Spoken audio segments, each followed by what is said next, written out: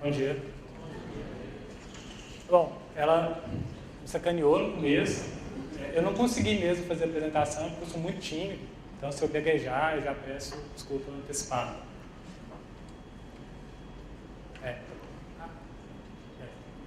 Bom, além de vencer o nervosismo da primeira vez e falar em 15 minutos algo que a gente gastaria 2 horas ou mais, eu vou tentar responder essas 4 perguntas básicas. São métricas, o que eu faço, o que o analista de métricas faz, o que é Big Data e como usar esses conceitos sem gastar muita grana. Bom, se você for pesquisar no Google, você vai encontrar nas 10 primeiras páginas pelo menos umas 50 definições do que é métricas. Se for pegar um livro, o cara vai gastar 200 páginas para explicar isso aí. Eu costumo resumir, sem muita frescura, que métrica é qualquer tipo de indicador que meça o desempenho de um processo organizacional. Se você está num processo de emagrecimento, está fazendo a dieta, o seu peso é um indicador, o seu peso é uma métrica. Se você está acompanhando uma campanha digital, a quantidade de pessoas que visitaram o website é uma métrica. Você está acompanhando o seu time de futebol, a quantidade de gols, a quantidade de pontos que o seu time fez, a quantidade de passes errados que o zagueiro deu, é uma métrica. Então, resumindo, mediu o desempenho do processo, é métrica, não tem muita frescura para definir isso. Bom, o que nós, analistas de métricas, fazemos, ou pelo menos deveríamos fazer? A gente pega um banco de dados, cruza esses dados, tortura isso, amarra eles lá e tenta tirar alguma informação dele. Toda métrica tem algo para te contar. Se você coloca ela numa linha de tempo, ela tem algo para te falar. Se ela estiver parada, ela está te falando que algo está errado ou está muito certo, porque está parado. Você está crescendo, ela está te falando algo. O número sempre conta alguma coisa. Você só tem que saber conversar com ele. Então, o nosso trabalho é esse, pegar todos os dados que a gente tem disponível, cruzar vários deles, colocar numa linha do tempo, comparar com outras situações semelhantes, gerar informação a partir disso e colocar no colo dos grandões, dos caras que tomam decisão mesmo. Só que está ficando complicado fazer esse tipo de trabalho, porque é muito dado. É muita coisa e a gente não consegue trabalhar com todos os dados que a gente tem em mãos. A gente acaba tendo que priorizar um ou outro, porque essa bagulheira que vocês carregam no bolso, esse tanto de aplicativo que o Marcelo Quinta falou no começo, isso gera dado demais, isso gera informação demais. Para ter uma ideia, só nos 2 últimos anos, 90% de todos os dados gerados pela humanidade, nos 2 últimos anos, todos os dados gerados pela humanidade foram criados, assim, do homem das cavernas, Dercy Gonçalves. Eu tô nervoso, eu errei, calma. Darcy Acors também, né? Enfim. Vamos lá. Então, da Dercy Gonçalves até 2010, 10% das informações da humanidade foram geradas. E nos 2 últimos anos, 90%. Então, assim, vocês geram dado demais e a gente não consegue analisar tudo. Só em 2010, que entra lá na época do Darcy Acors, 6.500 petabytes de dados foram gerados. 6 bilhões e 500 milhões de pendrives. 6 bilhões e 500 milhões de gigas. Então, assim, é trem demais. Não dá para analisar tudo. E a gente desperdiça demais. A gente desperdiça informação demais gerada nisso. E eu estava conversando com a Vanessa, ela falou que ontem o Globo Repórter estava dizendo que o lítio é o próximo petróleo. Tem esses ambientalistas aí, eles falam que a água é o próximo petróleo. Cara, o próximo petróleo já é informação. Quem tem informação é quem tem grana hoje, quem tem informação é quem vence guerra hoje.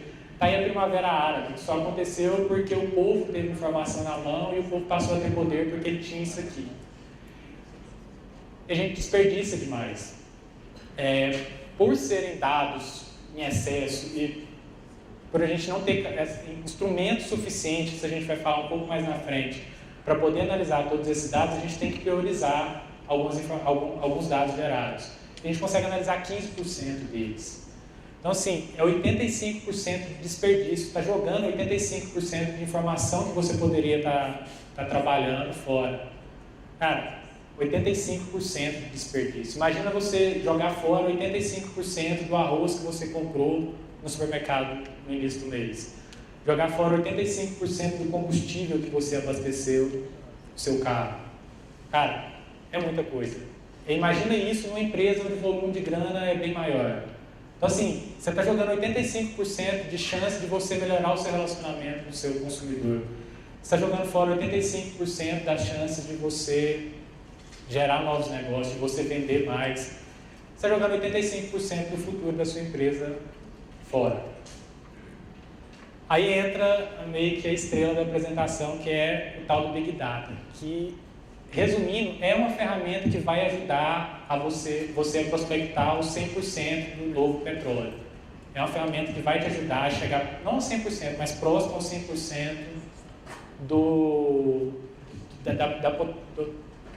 potencial de análise de dados dentro de uma empresa. Big Data é mais complexo ainda, conceituar Big Data é mais complexo ainda do que conceituar métricas. Ele escreve um livro de 600 páginas tentando explicar o que é isso aqui e até hoje não conseguiu. Eu mesmo não consegui ter a noção completa do que é Big Data. A gente costuma falar que é a soma de volume, variedade e velocidade na análise de dados. Esses aplicativos que vocês têm no bolso, acho que todo mundo aí deve ter no smartphone um Instagram, um Twitter e um aplicativo de vídeo. Aí entra a variedade de dados. A gente precisa analisar essa variedade de dados que está disponível nas nossas mãos. A gente precisa analisar um volume imenso de dados que está nas nossas mãos. Empresas geralmente têm 2 a 7 mil, normalmente, seguidores. Analisar o volume de informações que essas pessoas geram no Twitter é impossível com as ferramentas que a gente tem hoje. Cara, você analisa tendência, você analisa com margem de erro, você analisa com amostragem, isso que eu faço. Você analisa com amostragem, mas você não analisa tudo.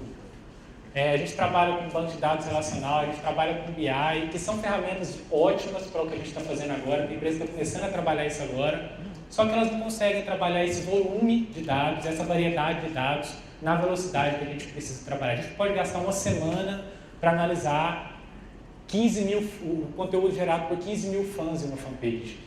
Se a gente gastar uma semana para analisar o conteúdo que esses caras geraram na semana passada, o concorrente seu já foi lá e já passou a mão. Não vou falar isso não. Já passou na sua frente.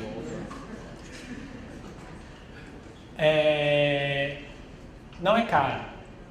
Todo mundo fala que Big Data é coisa para Google, Facebook, e Twitter, e Amazon e agência enorme. Cara, não é caro, você consegue fazer, tem ferramenta gratuita, que eu vou falar agora dessa ferramenta aqui. E assim, uma empresa, a padaria do seu Zé, ela consegue isso aqui com Big Data. Ela consegue reunir dados para fazer isso aqui com Big Data, gastando menos do que ela gastaria com uma ferramenta de BI comum agora. Uma situação que a gente usa aqui, que uma empresa usa aqui no Brasil, que faz isso aqui com investimento baixíssimo, que a padaria do seu Zé conseguiria fazer, claro que não com o tanto de funcionários que eles têm para fazer isso.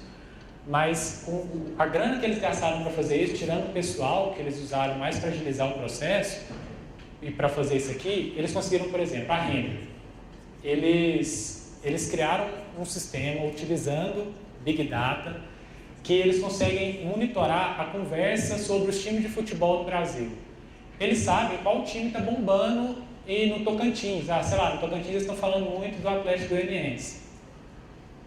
Na verdade. Mas aí o que o pessoal de inteligência da Renner vai fazer? Ele vai lá, liga para o gerente da loja de Palmas e vai falar assim, cara, coloca a camisa do Atlético Goianiense na vitrine que vai vender. E no último ano os caras provaram, ia trazer esses dados, eu não encontrei. Eu tinha isso, tá perdido por ali. Na apresentação que vem na semana seguinte, a gente vai adicionar essas informações. Os caras conseguiram triplicar a venda de camisa de time de futebol fazendo esse teste.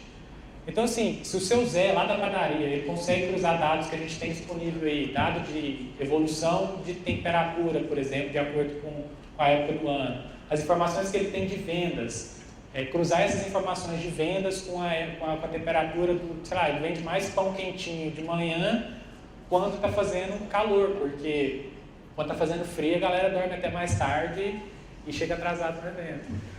E não vai comprar o pão quentinho. Então, assim, se ele consegue cruzar essas informações, ele pode criar um serviço, por exemplo, de entrega de pão a domicílio pela internet. Não sei.